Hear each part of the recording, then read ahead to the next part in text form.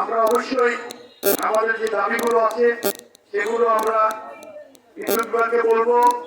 বিদ্যুৎ বিভাগ যদি সমাধান করতে না পারে আমাদের যারা এসপি আছেন, ডিসি আছেন, এও আছেন, আমাদের বিভিন্ন ধরনের নেতৃত্ব আছেন, আমরা তাদের সাথে কথা বলবো।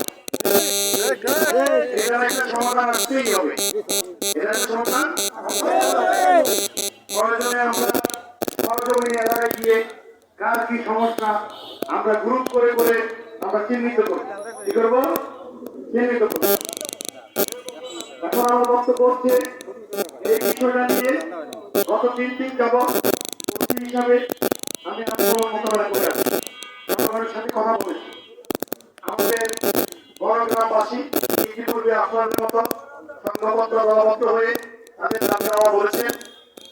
তারপরে গিয়ে গতকালকে আমরা ইঞ্জিনিয়ার সাহেব সহ স্থানীয় চেয়ারম্যান সহ আমরা ওখানে গিয়েছি বড়গ্রাম। আমরা তাদের বক্তব্য শুনেছি। এই গাড়ি বাড়ি যান, এই পুলিশের গাড়ি বাড়ি যাবে, পুলিশের গাড়ি থাকবে, ফোর্স থাকবে, গাড়ি বাড়ি চলে যান, গাড়ি হাসপাতাল চলে যান। তারপরে গতকালকে বড়গ্রামে একটা সিদ্ধান্ত হয়েছে, সেই সিদ্ধান্তটা আমি আপনাদেরকে জানিয়ে দিচ্ছি। আমার পাশে যিনি আছেন এখানকার ইঞ্জিনিয়ার সাহেব উনি আছেন। কালকে সিদ্ধান্ত হয়েছে বড়গ্রামের জনগণের পক্ষ থেকে 10 জন ব্যক্তি ডিসি, এসপি, পিএনও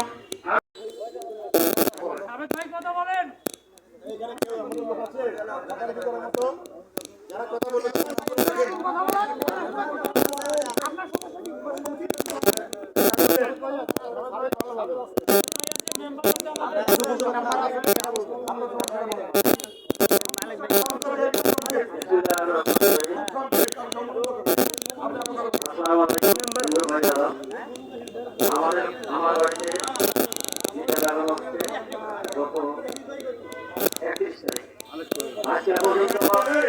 আজকে পর্যন্ত আমার টাকা 850 টাকা যে বাকি আছে তাতে আমি অনুমান করতেছি যে আরো 100 টাকা আমার যাবে। আমার কাছে বিদ্যুতের কাগজ আছে 22টা থেকে 24টা পর্যন্ত আমার কাছে আমার রিডিং আছে। আমি